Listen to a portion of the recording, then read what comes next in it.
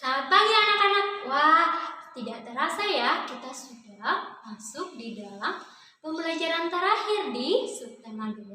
Nah, apakah anak-anak masih excited untuk belajar? Ya, Miss harap masih excited ya untuk belajar.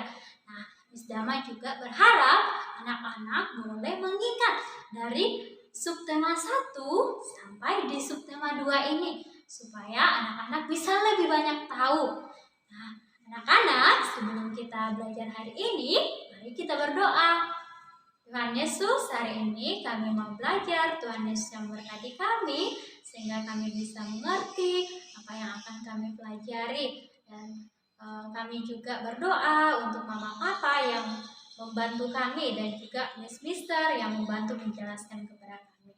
Terima kasih Tuhan, hanya dalam nama Tuhan Yesus kami sudah berdoa dan mengucap syukur. Amin. Selamat belajar anak-anak. Halo anak-anak, bertemu lagi dengan Miss Riris. Nah, sejak pertemuan pertama, kita sudah belajar tentang pertumbuhan dan perkembangan makhluk hidup, secara khusus manusia. Nah, tahukah anak-anak semua, ternyata dengan kita berekreasi juga berguna untuk perkembangan dan pertumbuhan manusia loh, secara khusus untuk tubuh kita. Karena apa? Saat berekreasi, tubuh kita bisa merasakan enjoy, happy. Iya bukan? Nah, dan uniknya lagi, saat rekreasi, kita bisa menggunakan satu ilmu perhitungan loh. Apakah itu? Nah, anak-anak pasti saat rekreasi membeli tiket, mainan, jajanan, dan banyak hal lagi. Nah, disitulah kita bisa menggunakan perhitungan, yaitu pengurangan. Nah, dalam pembelajaran kali ini kita akan membahas tentang perhitungan, yaitu pengurangan tanpa teknik meminjam dan pengurangan dengan teknik meminjam. Mari kita simak sama-sama. Nah, anak-anak, mari kita buka buku kita di halaman 89.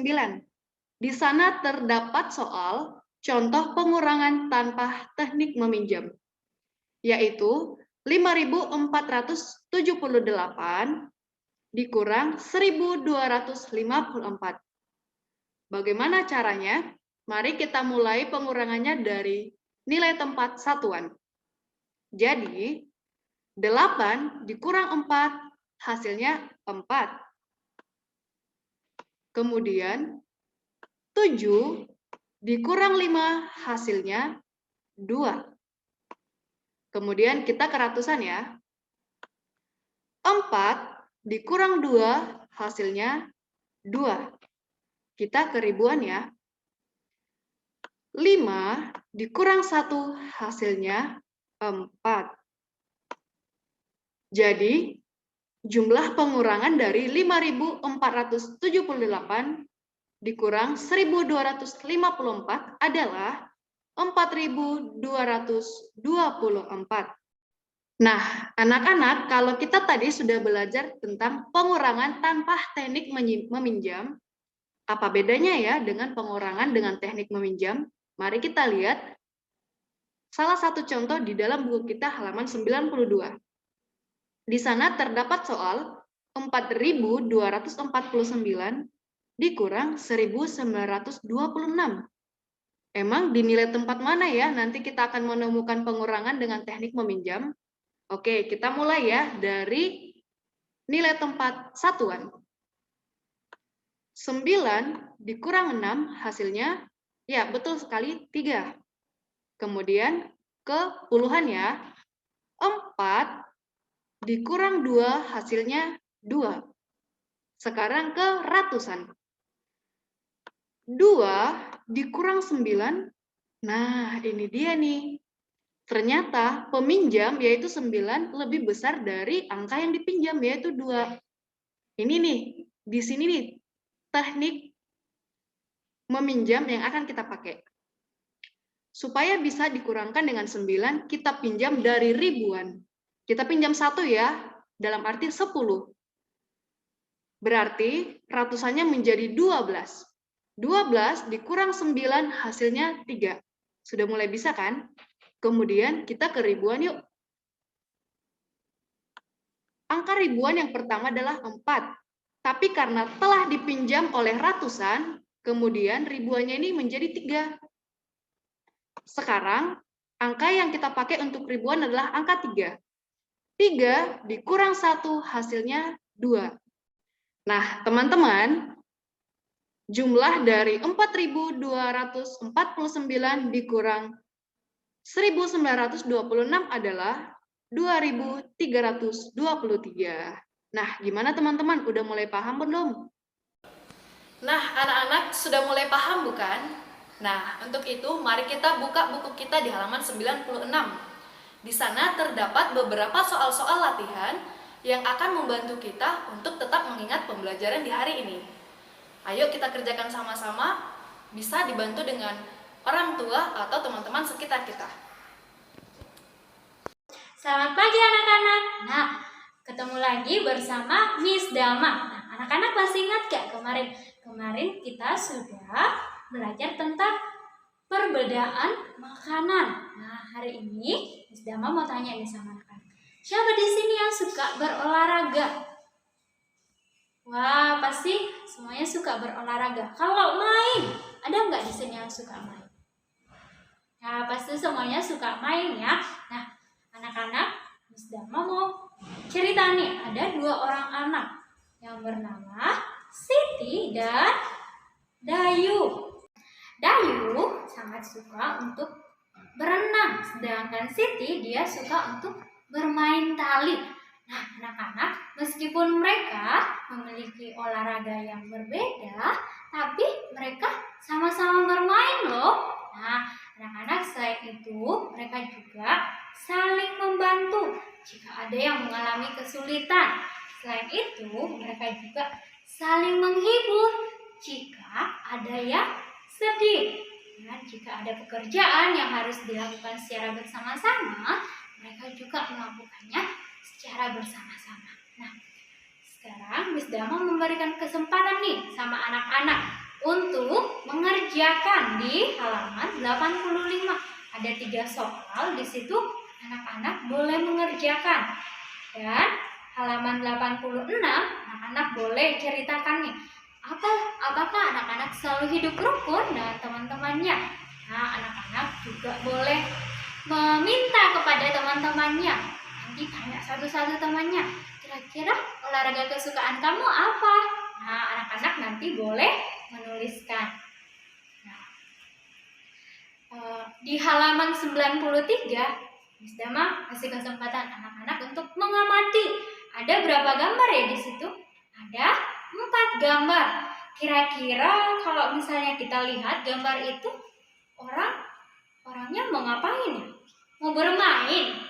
Mau makan? Iya, benar sekali, itu mau tidur. Nah, anak-anak boleh membuat ceritanya ya. Tuliskan ceritanya. Nanti anak-anak boleh mengirimkan ke Miss Julia. Nah, anak-anak boleh lihat lagi di halaman 94. Nah, anak-anak, seharian anak-anak sudah melakukan aktivitas, sudah belajar, sudah bermain. Berarti tubuh kita perlu istirahat karena kita capek.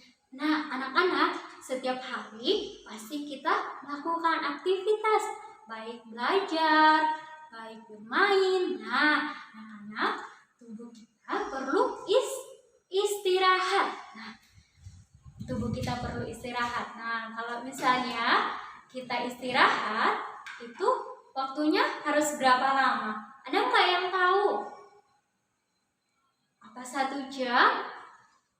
2 jam? Nah, waktunya adalah 8 jam. Nah, anak-anak harus tidur dalam waktu 8 jam. Tidak boleh kurang, tidak boleh lebih. Nah, anak-anak, sebelum kita tidur, hal apa yang harus kita lakukan? Mencuci tangan, mencuci kaki, terus apa lagi? Menggosok gigi, dan jangan lupa untuk berdoa sama Tuhan. Nah, anak-anak, di Indonesia ada cara-cara berdoa loh. Setiap agama memiliki cara-cara berdoa. Ada nggak yang tahu jumlah agama yang ada di Indonesia ada berapa? Iya, benar sekali. Ada 6. Jadi, yang pertama yaitu agama Islam. Nah, cara berdoa agama Islam adalah, ada nggak yang tahu?